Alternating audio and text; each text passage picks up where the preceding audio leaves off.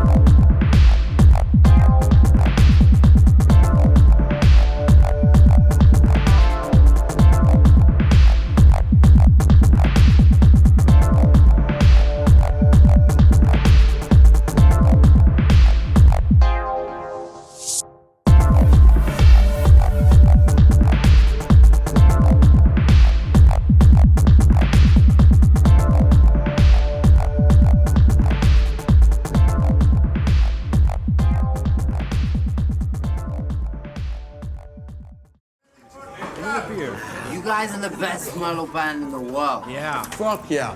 We're not just a fucking metal band. We play black metal. True Norwegian black metal. A violent and visceral cinematic retelling of the story of one of the most infamous bands in all of music history, the creators of Norwegian black metal, Mayhem.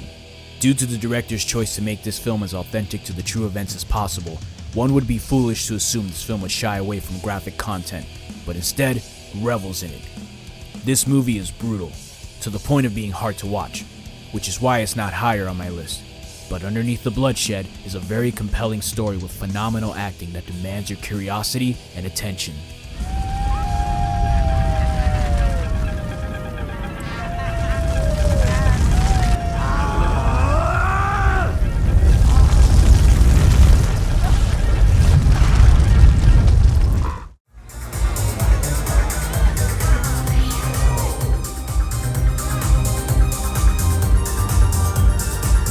French writer-director Gaspar Noé makes a movie, you can expect it to be wild.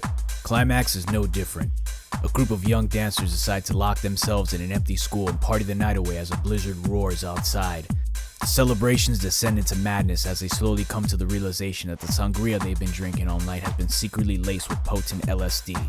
The cinematography is immersive and experimental sensory overload, as one would expect from Gaspar Noé, as we follow around multiple characters and observe romance, violence, and rivalries erupt amid a horrific psychedelic meltdown.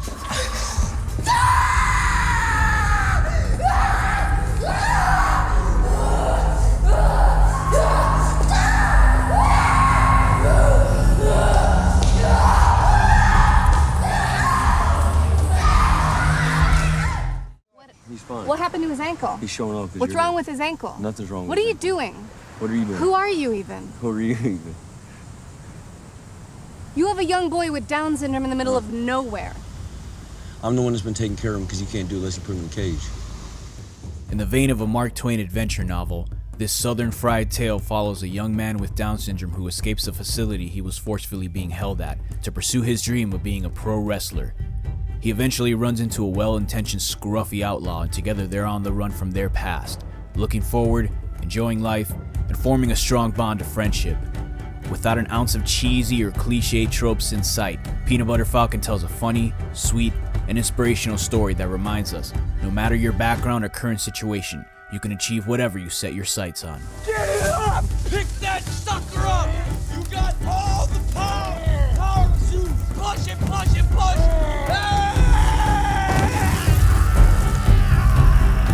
You got it! You got it! Peanut Butter Falcon! You got it!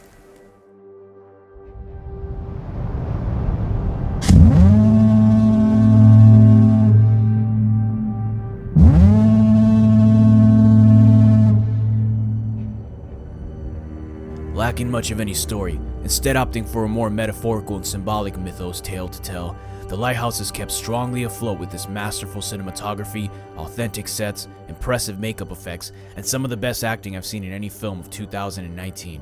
A wild cinematic experience and a career best from everyone involved. The Queen of England's old fancy housekeeper couldn't even done no better than what I done. Because I tell you, I scrubbed this here place twice over. And I say you did nothing of the sort.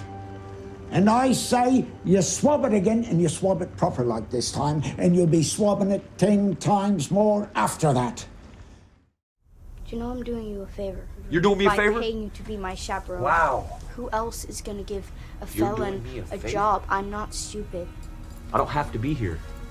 I could be gone in a second. I could be gone in a second. I could be pulling 8-10 grand a want week. you to Shut be your fucking here. mouth. Didn't I say don't say another fucking word? I want you. Shut the fuck up. Shut the fuck up. Didn't I say don't say a fucking word? Say one more word. Shut the fuck up. Didn't I say that? Huh?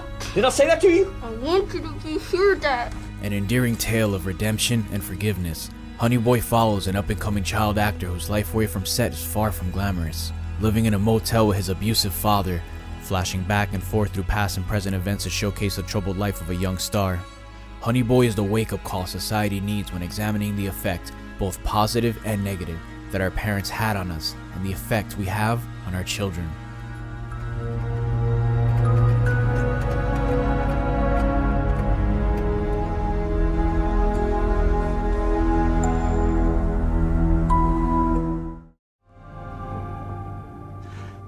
Ideologies you assume you adopted through free will but are actually a result of hidden messages.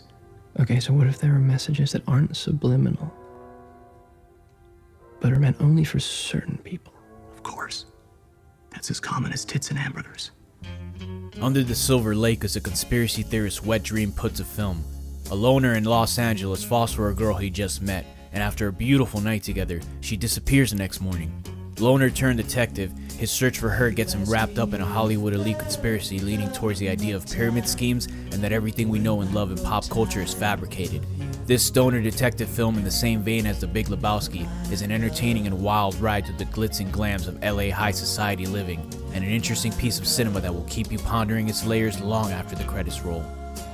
Get the fuck out of here. It's the ladies' room. Piece of shit, asshole.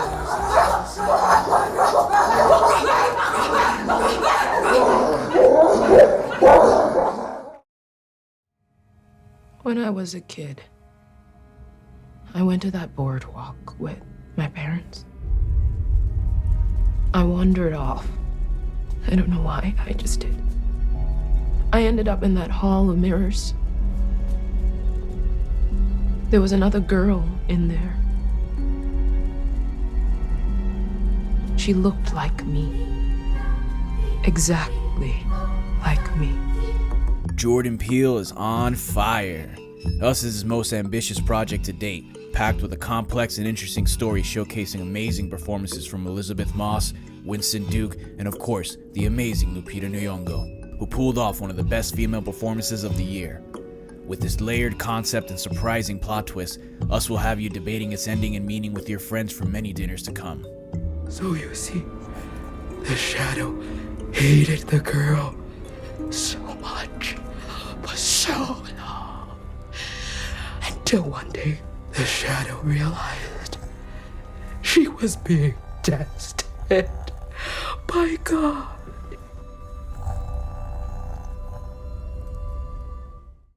I want you to tell me why you're here. I'm afraid. I'm afraid of the dark. I'm afraid of other men. I want to be what intimidates me. You came to the right place.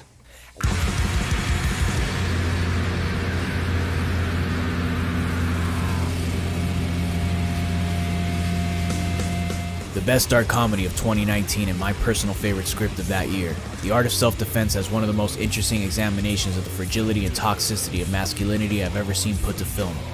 Go into this one knowing as little as possible because this film goes into some very dark concepts I did not expect it to explore.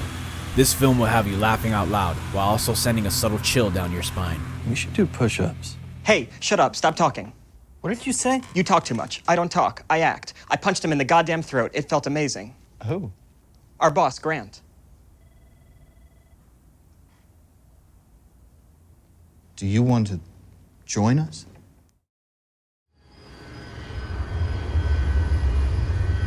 Look out there. Out there is the perfect lap. You see it? I think so. Most people can't. Superbly shot and skillfully edited. This was one of the biggest surprises of the year for me. I did not expect this film to be so damn good. The story is very compelling, chronicling the creation of the Ford GT and the first American win at the 1966 Le Mans 24-hour race in northern France.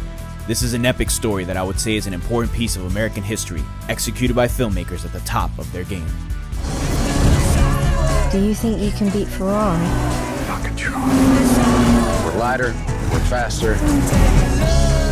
That don't work, we're nastier. We're gonna make history. Hang on. Don't you want to just go out there and sing without this ridiculous paraphernalia? You know, just be yourself, Reggie. What the fuck would I want that, Bernie? You know, you wouldn't say this shit to me if you were a real friend. People don't pay to see Reginald Dwight. They pay to see Elton John. Don't ever tell me how to do my fucking job. I have to commend this film for taking a gritty approach to telling the story of a living legend. This movie is not sugarcoated. Sir Elton John was a sex fiend, a drunk, and a drug addict.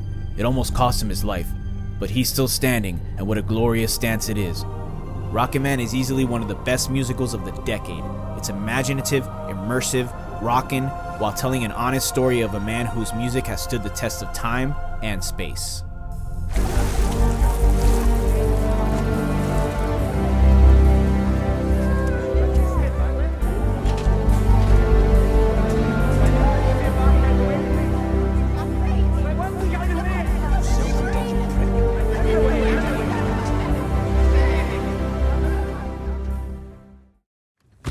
I always say, most important thing in this town is when you're making money, you buy a house in town. You don't rent. Eddie O'Brien taught me that. Hollywood real estate means you live here. You're not just visiting, not just passing through. You fucking live here. Make no mistake, this is a tasty Quentin Tarantino movie. Though a lot tamer than his past works, this movie has Tarantino's signature style of cool spilled all over it. From the hip soundtrack to the knockout cast, this journey into the summer of '69 is layered, entertaining, and a very well-written love letter to the golden age of Hollywood and the city of Los Angeles. Tarantino does a masterful job of taking a true story and blending it with his fusion of absurdity to craft a tale that respects the lost and curses the damned during the most memorable year of the 1960s. Embarrass yourself like that in front of all those goddamn people! I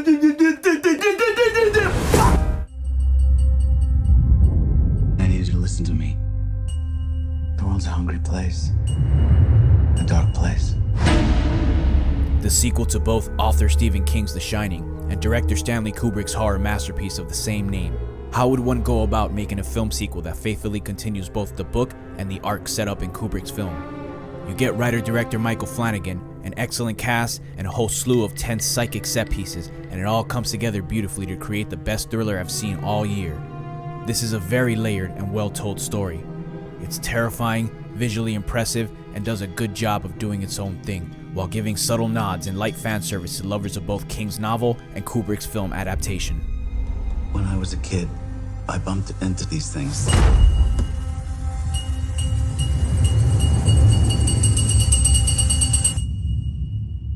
I don't know about magic. I always called it the Shining. I'm Detective Lieutenant Elliot, and this is Trooper Wagner. We just want to ask a few questions. We understand the night of his demise, the family have gathered to celebrate your father's 85th birthday. Rian Johnson is back, ditching the mainstream sci-fi tales he's told of recent and back into the genre that made him a film lover's favorite. Johnson's hilarious mystery noir Whodunit is without a doubt the most fun I've had in the movie theaters in a long time, with an impressive ensemble cast, intelligent and hilarious writing, and a plot twist you wouldn't see coming a mile away. Knives Out is an achievement in cinematic storytelling, and I look forward to Ryan's follow-up sequel. I suspect foul play. I have eliminated no suspects.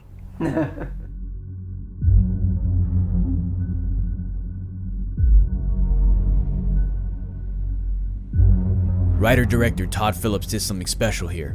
He took the tired superhero genre movie, stripped it of all its big-budget effects to tell a more personal and human tale. The Joker is the anti-superhero movie I've wanted my entire life, and dare I say it, it's an important piece of filmmaking. Joker brings about a topic that our country turns a blind eye to constantly. The Joker maturely examines the effects we have as a society in creating these kinds of monsters, and how as a society we treat and handle the care of the mentally ill and the disturbed. A conversation that could have prevented a lot of mindless violence in our country.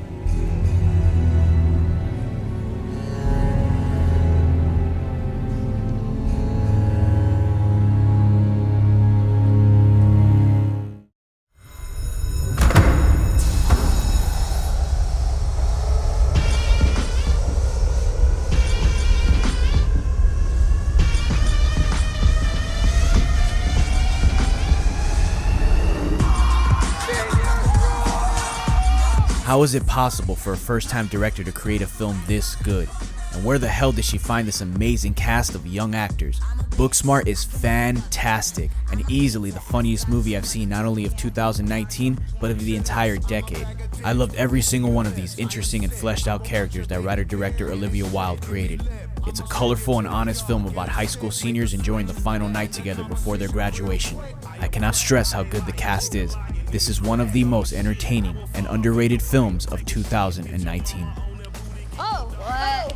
Oh, what? Are we gonna go to school or? Nope.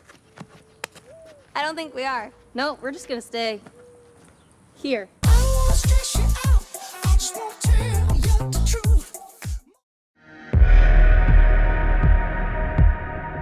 I made a crazy risk, a gamble, and it's about to pay off. If someone asked me who my least favorite actor in the game is, Adam Sandler, hands down. I respect the man, but his comedic work is not my cup of tea. With that said, would you be surprised to know that one of my most anticipated films of 2019 was Uncut Gems? I love the Safdie brothers. They like to cast actors and put them in roles unlike anything they've ever done. Uncut Gems is a masterfully crafted, fine-cut masterwork of ferocious and anxiety-inducing filmmaking. The characters are far from likable, but their performances by their respected actors cannot be overlooked. The movie is a tense ride into the life of a gambling addict and the consequences that lifestyle can create. And I must admit, Adam Sandler did an incredible job, easily the best performance of his entire career, and the most suspenseful movie of 2019. I heard you've resurfaced your fucking swimming pool. You know how that makes me feel? Never You think your life is more important than my life? I don't know who said that. I told you about how things were gonna go. You like the way things are going now? That's my family! Get the kids out of the house! You having a good time? Yes.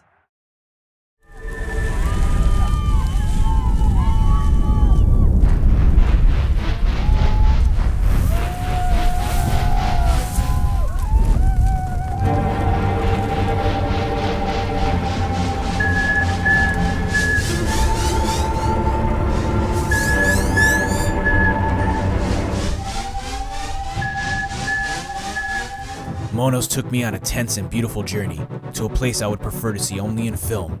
Manos follows a group of teenage gorillas left to fend for themselves on a faraway mountaintop.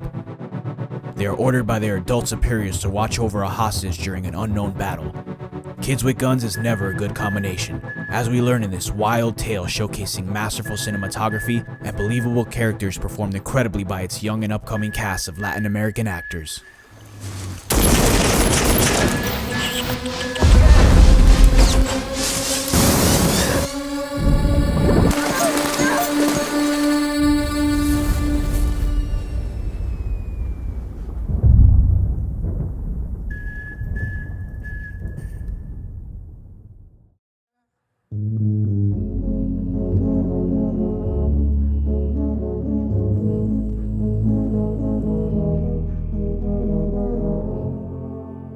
This film tackles gentrification and black identity in the most colorful and creative of ways, boasting one of my favorite composed soundtracks of the year and one of my favorite supporting performances of the entire year by up-and-coming actor Jonathan Majors.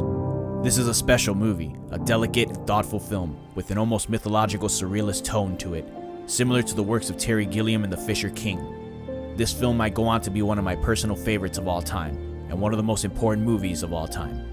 It might take a while for people to realize that, but it'll happen. One day. We built them. We are these homes. Their eyes, their pointed brims. We move as they move. Our sweat soaked in the wood, gilded in our image.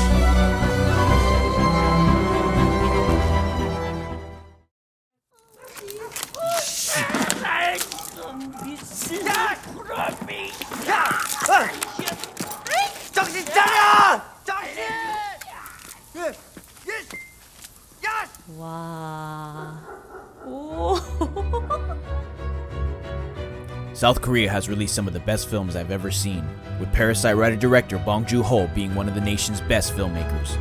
He has made a name for himself among American film enthusiasts. His take on class warfare in his films resonate with many filmgoers worldwide, with his most recent film, Parasite, being without a doubt his best take on classism. The less you know going into Parasite, the better. Parasite fuses many different genres, blending dark comedy with mystery, drama with suspense, even elements of horror, into one tight package with a conclusion that will haunt your mind for weeks. Parasite is an infectious cinematic achievement that I can't recommend enough.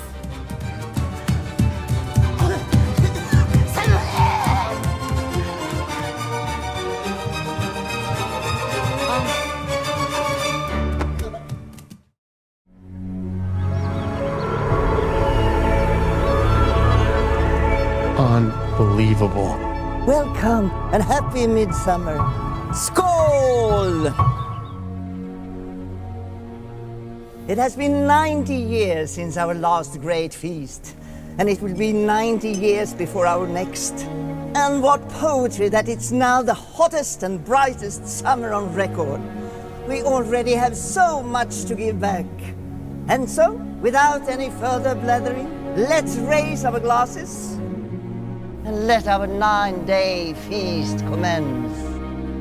I could go on and on about the gorgeous cinematography, the pitch-perfect performance by Florence Pugh, the dreamlike sets, locations, and structures built just for the film, the beautiful soundtrack composed by the Hex and Cloak, or the deeply disturbing final act. But I'm just gonna keep it simple and tell you straight, no movie in the year of 2019 made me feel the way Midsommar made me feel.